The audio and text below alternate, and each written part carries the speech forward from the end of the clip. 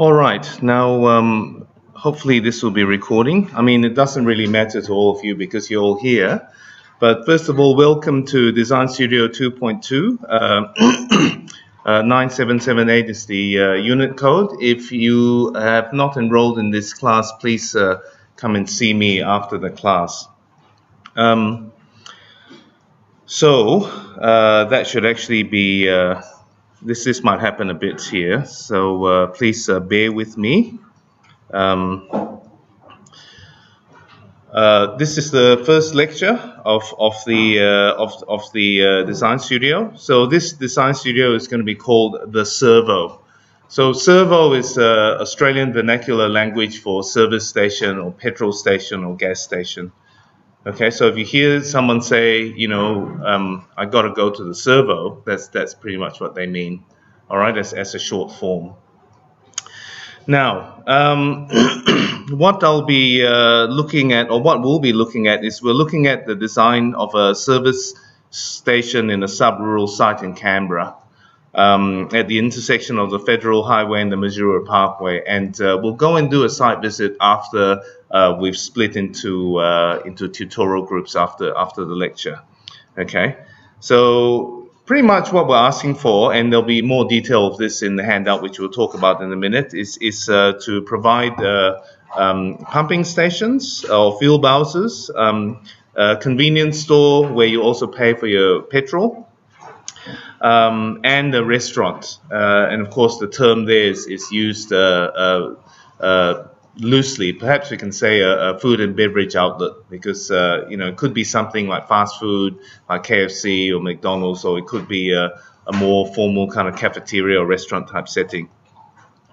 And then, of course, with all of these things, it has to accommodate circulation in and out of the site for vehicles, including petrol tankers, because, of course, we need to get petrol into the petrol station. So what we're trying to do with this design studio is to look at the architecture of the servo to see what the potential of the servo is. And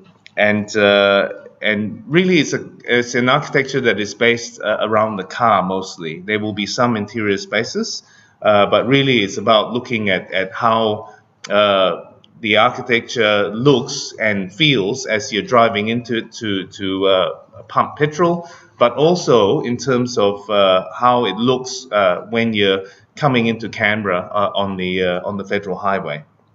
The petrol station, or the site, is really going to be the first petrol station inside the ACT if you're coming in from Sydney along the Federal Highway. So it's visually important, has to act as some sort of marker, if you like. There's a potential to look at the architecture of what a marker might be, how one might actually look at it might view it from a car going at 100k an hour or 110k an hour.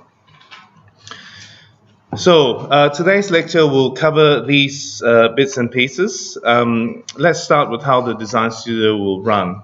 So design studios are designed to be a kind of microcosm of what happens in architects' offices. All right, and it replicates the relationship between the studio leader or the you might say the project architect or the design director, and the architects who actually work on the project.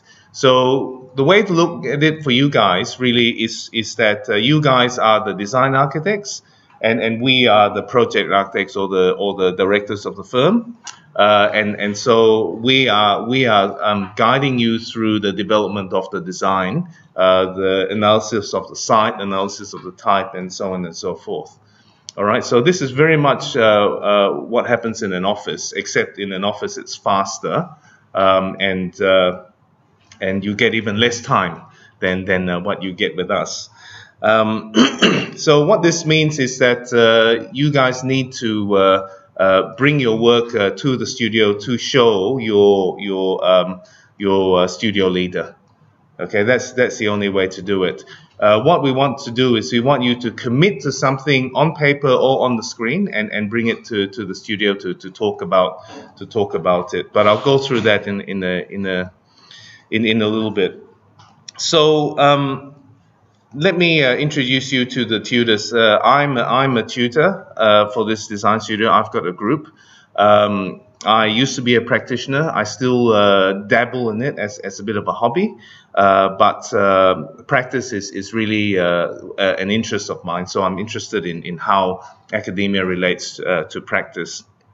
And we have three other tutors. First of all, Jack Shimada, who works for Guyder Moseley Brown. Guyder Moseley Brown is the firm that used to have Romualdo Jurgler at its helm, and when he retired, the name changed. So Guyder Moseley Brown is the firm that designed New Parliament House and still has work over there. Our second tutor is Robert Love. Robert is a recent graduate of the faculty in architecture, and is now doing his PhD in design here also. And then finally we have Melanie Vella, who's a less recent graduate, but also of this school. And actually, I must say, the three of them graduated from the UC Architecture program. And Melanie is a practitioner and has taught in Design Studio 3.1 in first semester. Rob did the winter semester for Design 3.2, and Jack did Design Studio 2.2, this equivalent class for last year. Okay, so while we're on there, I might go to the bottom and talk about the tutorial groups. For those of you who have not yet looked, there's 4 bits of paper up on the glass behind, so you can look at which group you're in, and then after the class is finished, then we'll split into groups. Lecture series. So mostly this studio is going to be about studio time, which will run from 9:30 to 1:30, which is a 4-hour period. Occasionally we will have lectures, and I will announce on Canvas what time the lectures are going to be. Sometimes they might be 9:30, sometimes they might be 1:30. Okay, so really the lectures are just for are going to take the form of supporting information. So what we'll do is we will get Gevorg, our professor, to give a lecture about the conceptual basis for petrol station design over the years, which will be directly related to the second assignment. I will, of course, be giving lectures about introducing the assignments and what's required and so on and so forth. Rob is going to give a couple of lectures about presentation skills or drawing skills, as well as some tips on model making and so on and so forth. Okay, so keep an eye on the Canvas to see when the lectures are going to be. Now, the assignments, what have I got on the next page? The assignments, essentially there's 3 assignments. I'll go through assignment 1A and there's 4 assignments. I'll go through assignments 1A and 1B later. But assignment 2 is going to be about, I suppose, sculptural and architectural concepts not related to function. Okay, so you get to play around with ideas without having to worry about how one actually pumps petrol in the car, how one actually pays, and so on and so forth. The third assignment is the final design, and essentially with the third assignment, you will bring together the work you did in the first assignment and the second assignment. So the first assignment is really about investigating the brief, the petrol station as a type, and also the site. Okay, so you can see assignment 1, which is the basic information, comes together with assignment 2, the conceptual stuff, and becomes assignment 3. So the time, in terms of time, it's about a third and a third and a third, but the third assignment is worth half the marks. So we expect that by the time you get to the third assignment that you've got a pretty clear idea as to what's going on. You may choose to go in a completely different angle to what you have worked on in assignments 1 and 2, but at least you know assignments 1 and 2 are something that you may not want to investigate. So just a quick introduction to petrol stations. The car obviously is ubiquitous nowadays, especially in Canberra, which is a city designed particularly for the car. So cars run on petrol. Cars also run on electricity. So regardless of whether we are pumping petrol or pumping electricity, we will have this kind of facility, the petrol station. Now, pretty much the basic format for the petrol station, which is generally run by large corporations, is one where you can pump petrol, and there's a small convenience store attached where you can pay for your petrol, as well as go and pick up your milk, your cigarettes, and so on and so forth. Oops, sorry, we're not supposed to say cigarettes. But there's also opportunities for you to pay for pay for your petrol at the Bowser, and these things really run to a standard design. If I might just point things out to you, if I might just say this, one of the things we do in the design studio is very much to observe what it is around us and try and work out how it works, and then to analyze whether that is a good thing or a bad thing, and then adapt it for our design. So with petrol stations, there's really two types of arrangement of the aisles. What an aisle is one of these things. It's a space where a car can pull up and pump petrol. Okay, so you've got one aisle here, got another one here, a third one here, and so on and so forth. So if you've got 4 Bowsers, which are double-sided, it means we have 8 aisles. Okay, so in this case, the aisle is perpendicular to the convenience store building. Okay, and the other option is to have the aisles which are parallel to the convenience store building. So you see this building goes this way, and these cars go this way as well. So the aisles go this way as well.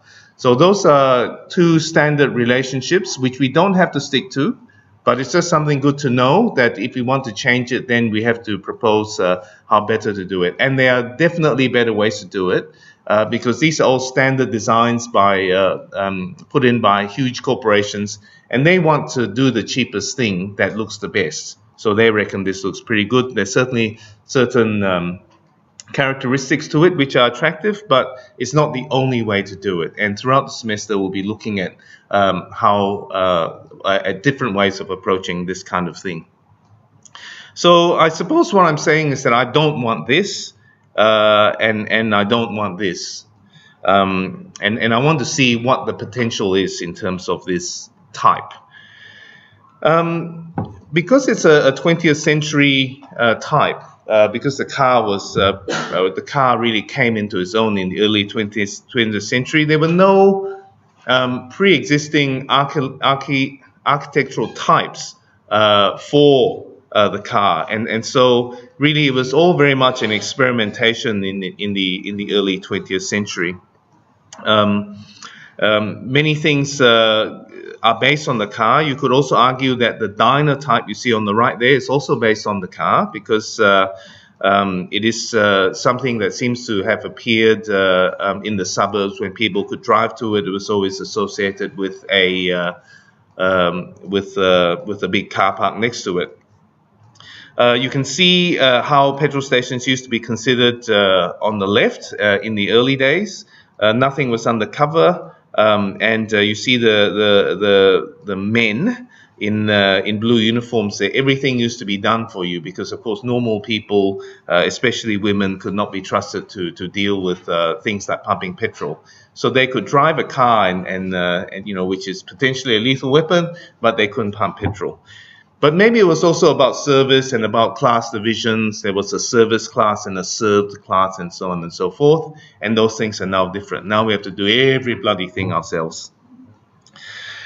So as things developed, obviously the design of petrol stations, like all architecture, also developed. And people were starting to look for what the potential of service station architecture could be. So with this American example, you start to see tapering shapes, much more dynamic shapes, much more related to forms that we recognize, and much less about traditional buildings. And these two, especially this one here, is very conventional and really does not say specifically that it's a petrol station, except for the fact that it has Esso on the top. Do we still have Esso, or is it Exxon? Do we have Exxon or Esso in Australia?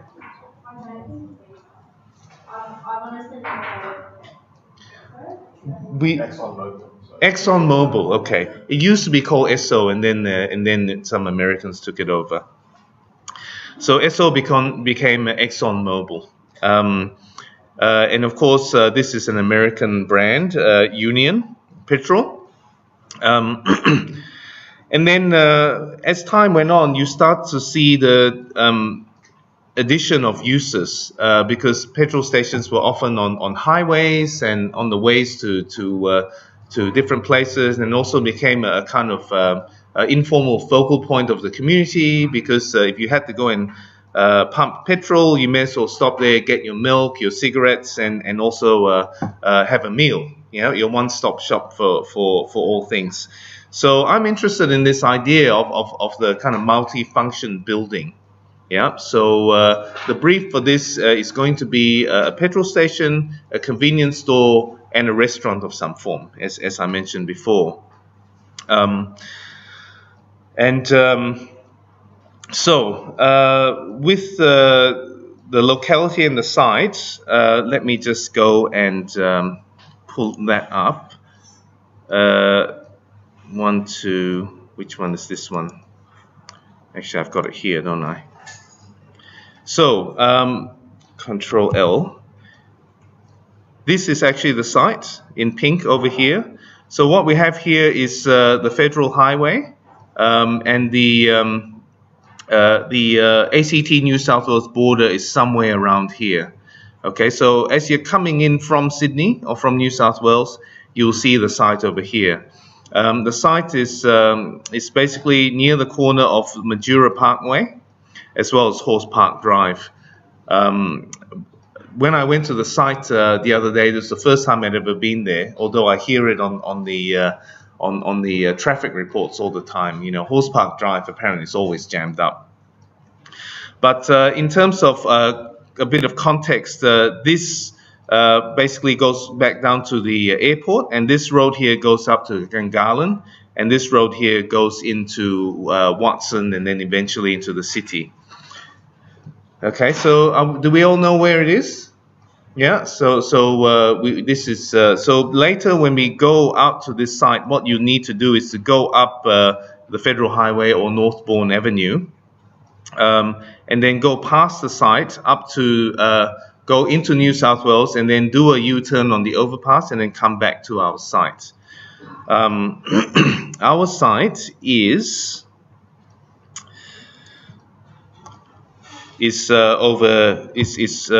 basically over here. So what you can see is this is the Federal Highway that's coming in.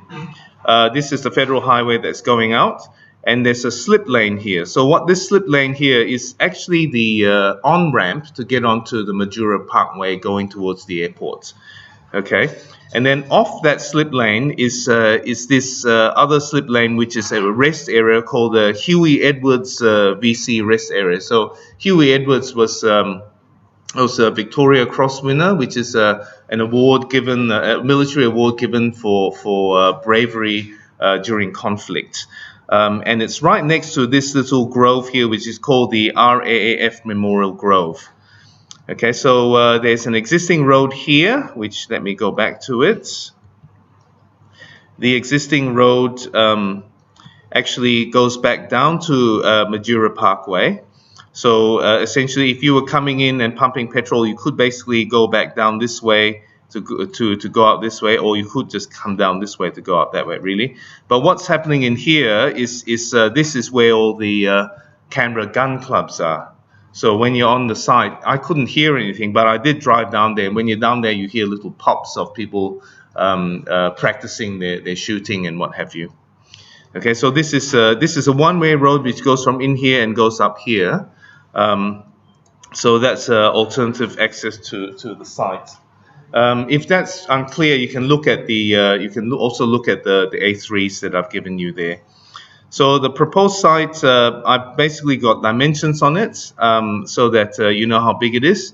And this site is I've done a test design on it, both with, I've done it with the parallel system, with the perpendicular system, and with an angled system, which is a combination of both. And you know, it will all fit. So one of the things with these kinds of suburban sites is that you've got a lot of open landscape around it. That is not empty land, that has character. Okay, they are views. So part of this design is really to look at the connections between our side and the surrounding areas. So that's the locality. Any questions so far? Okay. So assignments 1A and 1B. Let's go and look at the handout that you've got there.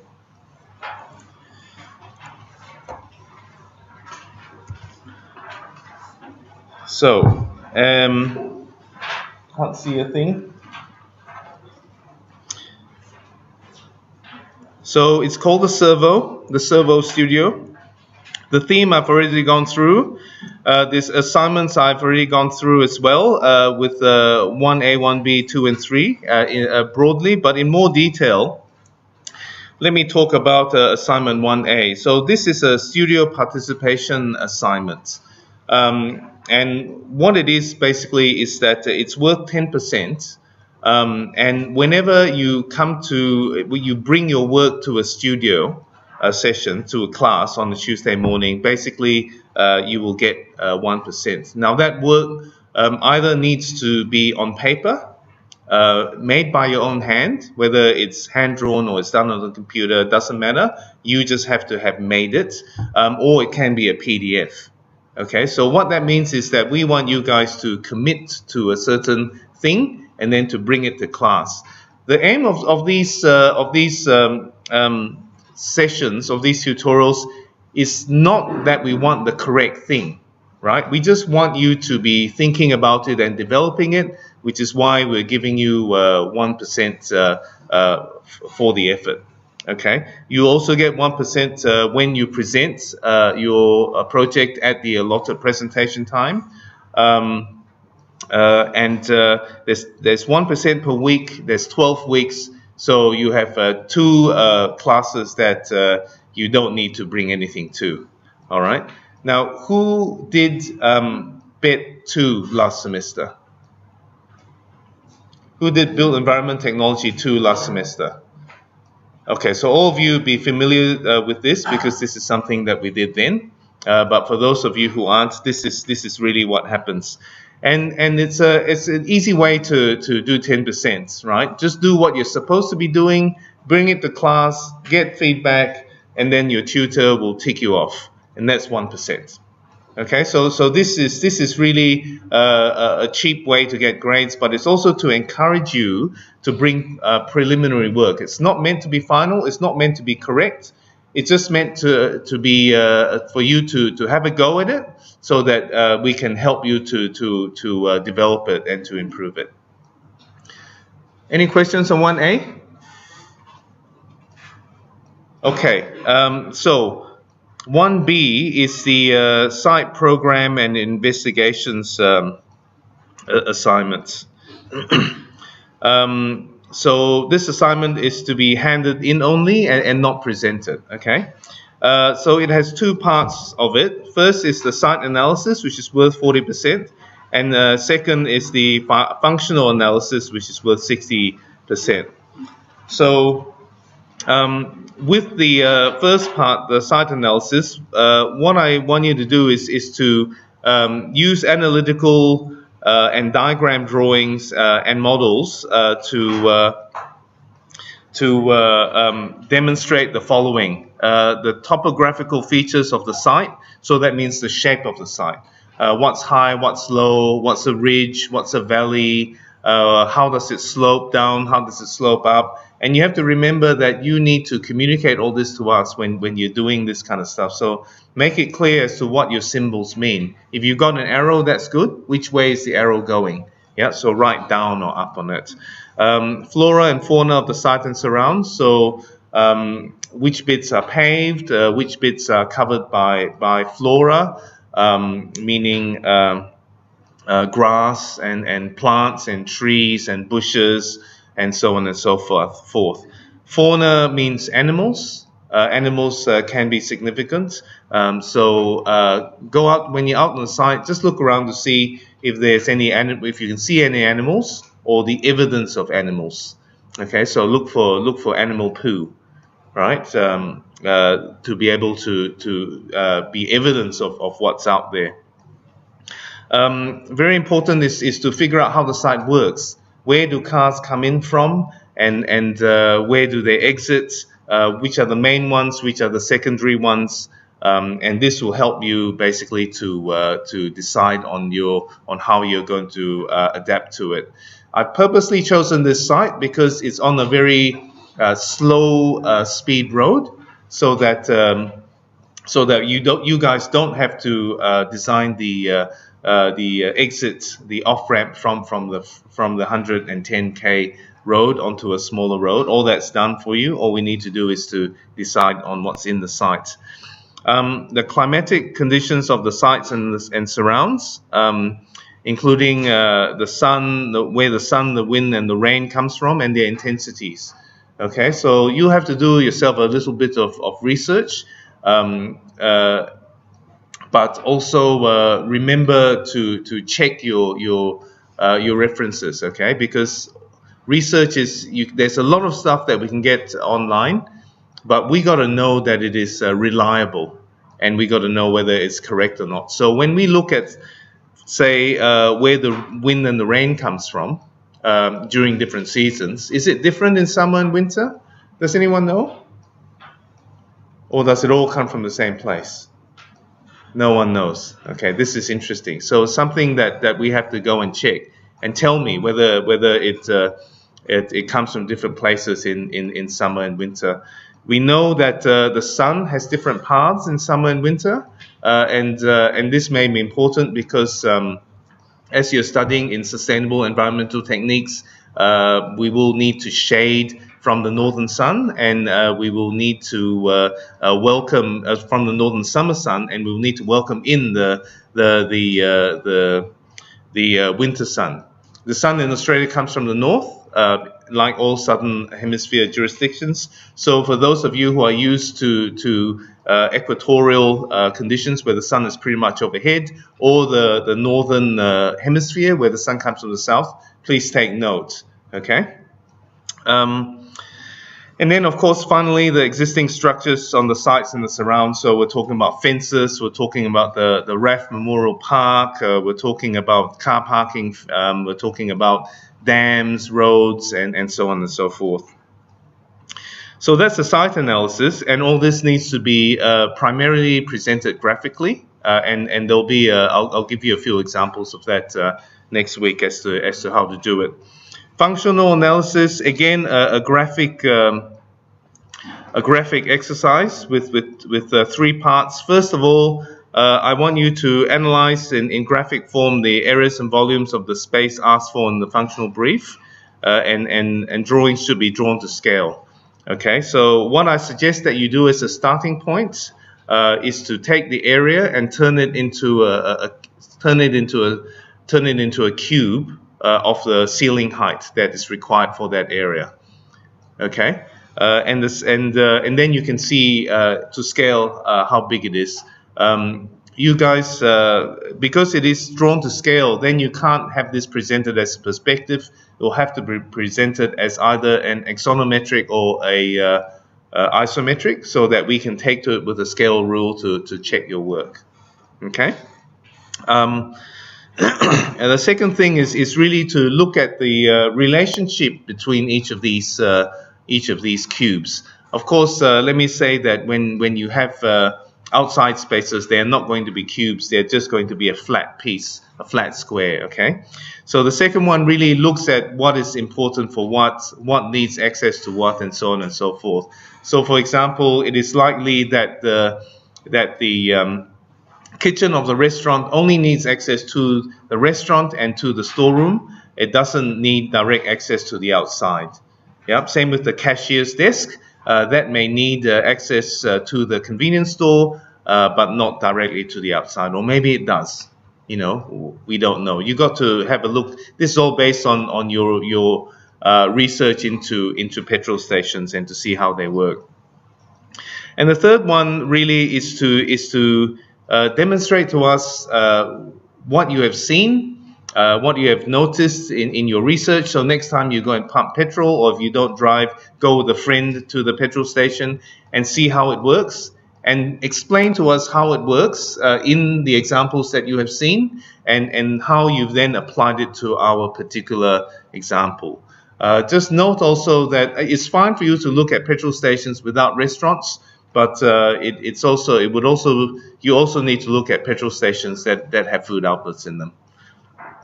One example would be the Caltex at the Canberra airport. Any questions? Okay, so these are the two things that need to go into assignment 1B. And then down here, I've just got the functional brief, which just tells you whether there's an area that is given, or whether there is something that I'm going to give you the area for. So you can see here the payment area and convenience store is 100 meters. But you can see here the undercover access to the payment area is as necessary. Okay, so it depends. Some things depend on your design, and some things are actually stipulated. So you can see here that with the fuel dispensers, with the Bowsers, it needs to have a 5 meter height clearance, which means it's a cube, and you need a 1 meter wide space for the actual fuel dispensers for the Bowsers, with the double-sided things, as well as 3 meter wide aisles next to it.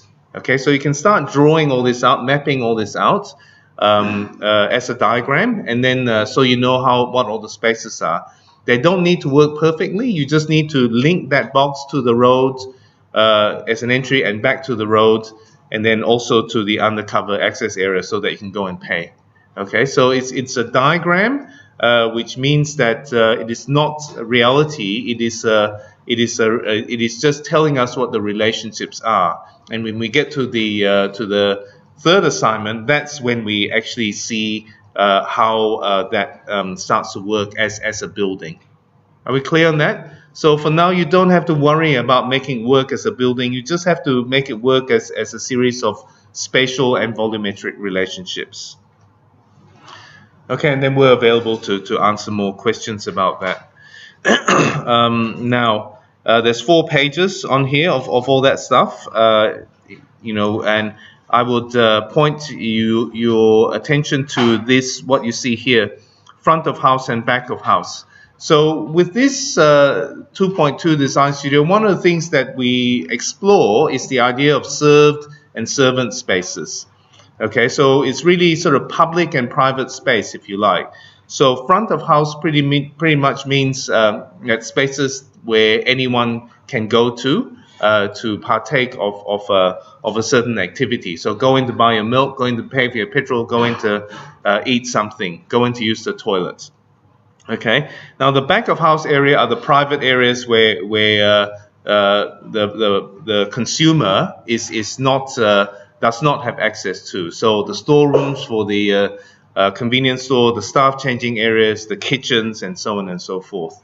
Okay, and this doesn't only happen in terms of the walled up spaces, but also in terms of the outside spaces.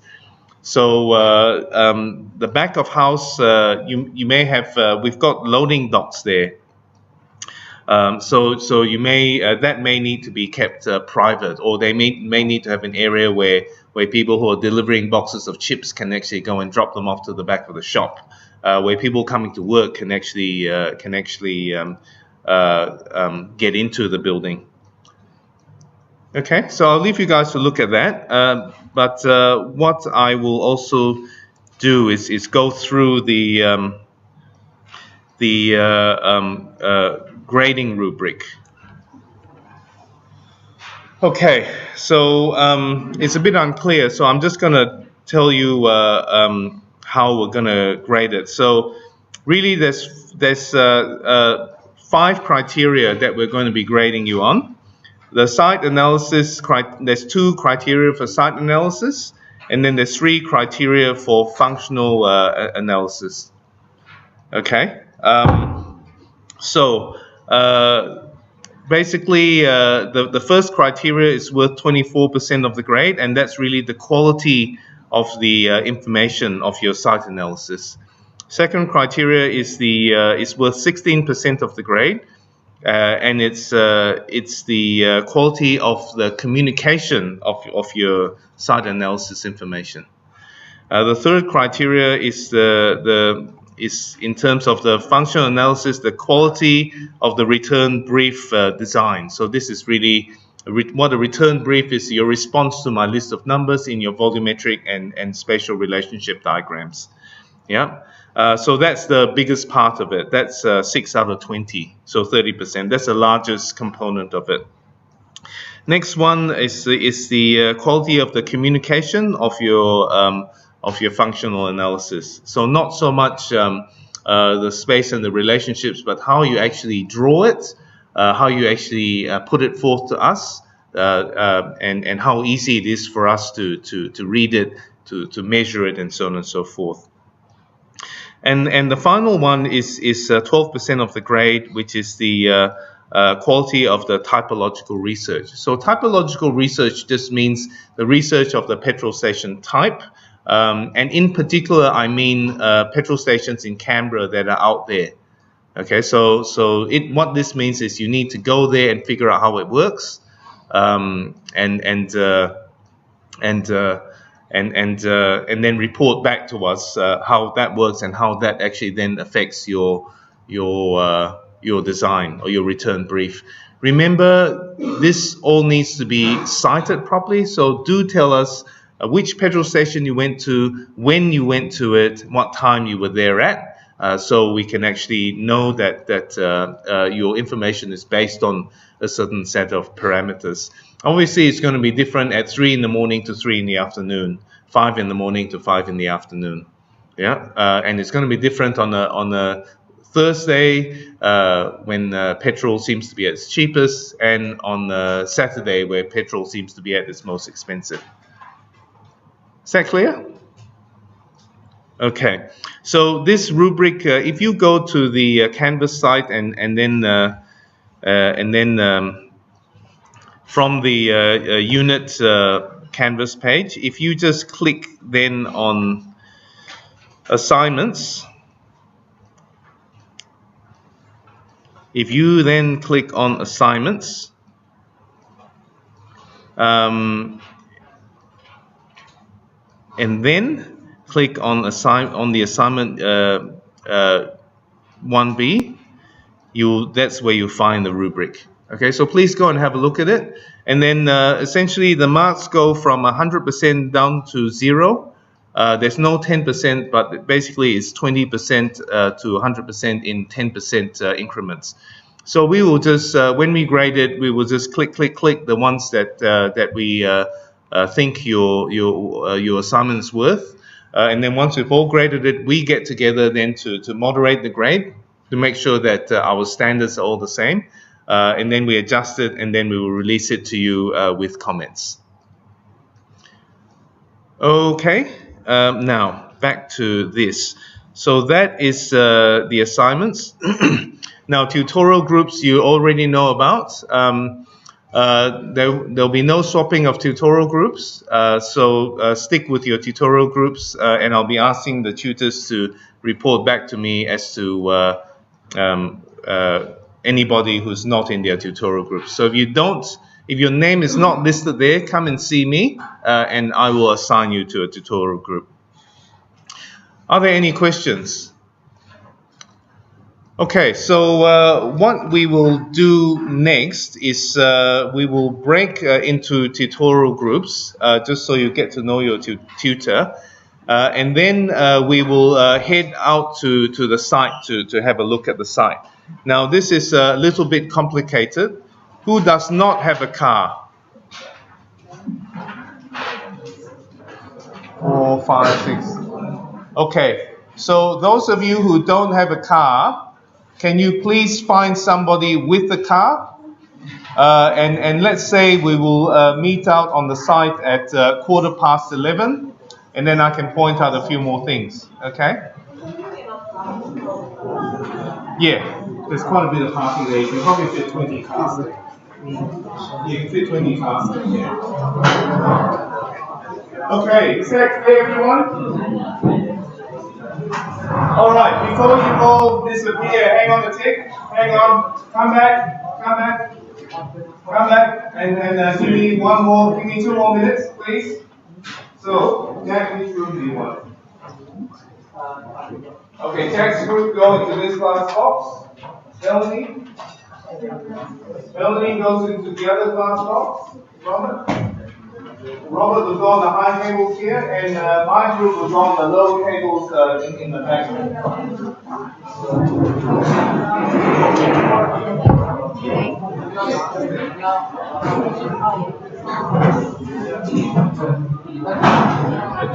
Yes. Is it possible to switch into your group or not? Who are you with at the moment? Melanie. Okay. Let me just. Okay.